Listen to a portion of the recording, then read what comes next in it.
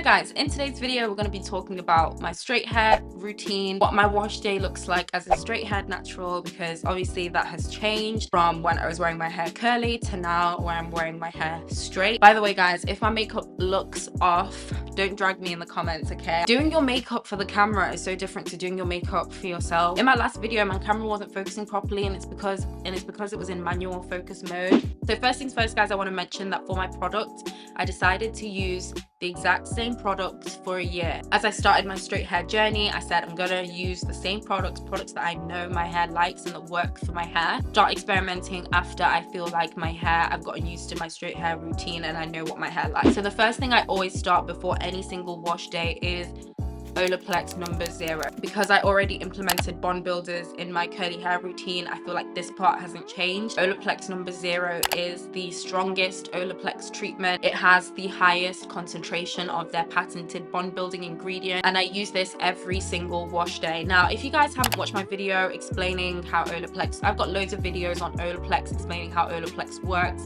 its benefits, and also explaining some of the controversies that have kind of come through with Olaplex and with regular use of Olaplex. I will have those videos linked down below so you guys can check out and make an informed decision. As for me personally, I have been using Olaplex every single wash day for a long time now, like a good 2, maybe even going on to 3 years now. I've had no issues with incorporating Olaplex regularly in my routine, but again, everybody's different. There's lots of bond builders now out on the market, but the reason why I said I stick to Olaplex number 0 is because I know my hair likes it. I love incorporating bond builders into my hair routine because it just incorporates another level of strengthening that you don't always get from other types of protein treatments. Repairing bonds in my hair I feel like so essential, especially now more so that I'm straightening my hair more often.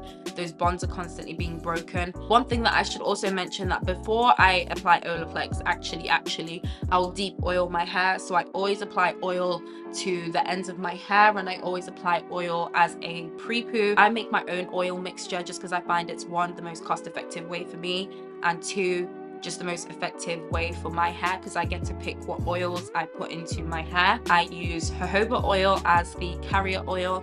The reason why I use jojoba oil is because it is the oil that is most known, close in terms of chemical structure, to the sebum that our own hair produces. So I found that for me, I've never experienced any irritation with jojoba oil, and I'm comfortable putting it on my scalp because chemically it's very, very similar to the sebum that my own hair produces. So I use jojoba oil as the main carrier oil. When I say carrier oil, I mean it pretty much makes up the bulk of my oil mixture. Then I use peppermint oil, and I also add rosemary oil. So if you're wondering about what ratio I tend to use, probably 70% is jojoba oil, 20% is rosemary oil, and about 10% is peppermint oil. So I always oil my ends before wash day, and I always deep oil my hair from root to tip before I apply the Olaplex number 0 as kind of like a pre-poo treatment. After my pre-poo treatment, then obviously moving on to the shampoo. Now I shampoo every single wash day. This hasn't changed since I had curly hair. When I was wearing my hair curly, I did always shampoo every wash day.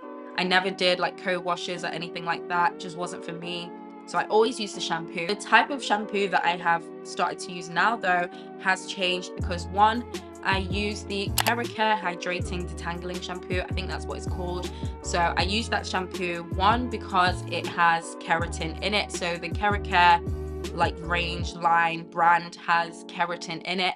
Every product pretty much, I think from here on out in my hair journey, has some form of keratin and protein in it. If you guys watch my video where I was explaining why as a straight hair natural you need to continuously use a lot of protein in your routine, I'll have that link down below. It's all to do with heat damage and how as the more heat you put on your hair, the more protein you lose, and therefore you need to be constantly replenishing that protein. Hence why I picked a shampoo brand that contains keratin, which makes up the bulk of our hair. Not only does that Keracare Hydrating Detangling Shampoo have keratin in it, but it also is a hydrating shampoo. And as I also mentioned in one of my other videos, that when your hair is straight, it is really, really dry because obviously that heat, you've dehydrated your hair, so there's no more water content in your hair.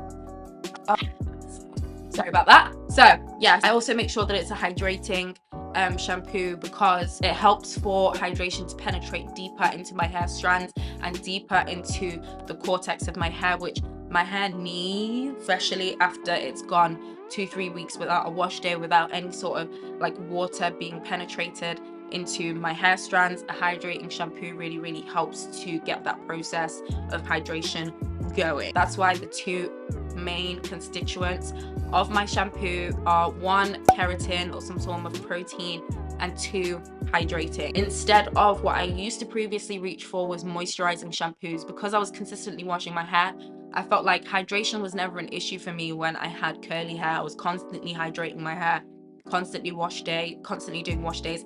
And also hydration can come from like, you know, how much water you intake anyways, but that alone isn't gonna like obviously keep your hair hydrated. Hydration wasn't really what I was lacking. What I was more lacking was moisture. So that's something that's changed within my straight natural hair.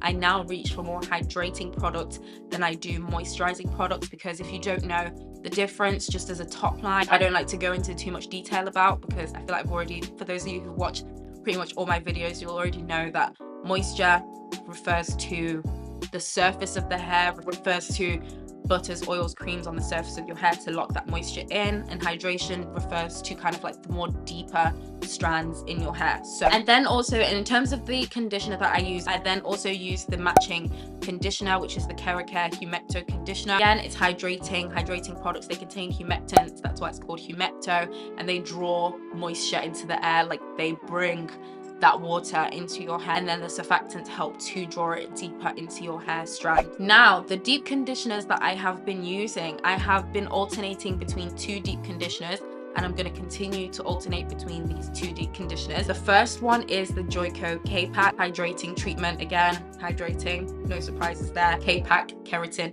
no surprises there. It's really a theme with my straight natural hair now, is hydrating products and keratin or protein products to really help to continue to build that strength. Has that keratin element to it, so strengthens and smooths my hair in preparation for styling. And the other deep conditioner that I will use, which sometimes I mix with the Joico K-Pack, or I just use the K-Pack by itself, I'm then going to add the Curlsmith Bond Curl, which is a bond builder and a protein treatment. It's like a 2-in-1. I probably do this once a month. Add the Curlsmith Bond Curl in there as well, and that's to just kind of help to keep what's left of my curls like kind of nourished, also including another element of bond building, and then a different style of protein as well to help get that strength within my hair. So I don't do that often, and honestly I don't know how much of an impact it's had, but like I said, I'm sticking to a routine. Then as a leave-in, another thing that has changed in my straight hair journey is the style of leave-ins I use. I no longer use thick creams, thick butters, and that type of thing for my leave-in conditioners, because my straight hair does not need to be weighed down by all of that stuff. So the leave-in conditioner or treatment that I use is the Redken Extreme Anti-Snap. I think this has protein in it. Don't quote me, I'll check. It's a really good treatment to keep my ends healthy. It stops my hair from like breaking and helps me to retain length by eliminating that element of breakage that you can get when you are overdoing it with heat. Then after my leave-in conditioner is the heat protectant spray. So the heat protectant spray that I use is the Tresemme Keratin Smooth one, oldie but goodie. I'm pretty sure everyone and their grandma knows this one. I have also been using another heat protectant spray, but I'm not gonna rave about it just yet, because I need to see if it's, you know, actually giving what it's supposed to give before I start raving about it. But so far so good, but I need to actually see what the heat protectant properties of this heat protectant are like. In terms of serums and oils, I use the Chi Silk Infusion serum, oldie but goodie. I don't see myself changing that anytime soon. Then I use the Olaplex No. 7 bonding oil as well to oil my ends. My jojoba and rosemary oil mixture is a bit too heavy to be using on my straight hair like midweek, where that Olaplex oil is really light. It has its bond building properties. Just put a few drops, get it on my ends, and then yeah, my hair is good to go without being too weighed down and too greasy. So yeah guys, that is pretty much it for my straight hair products. Like I said, I'm going to be using the exact same products for the foreseeable future. So yeah guys, that's pretty much it for today's video. Thank you guys for watching, and I'll see you in my next one. Bye.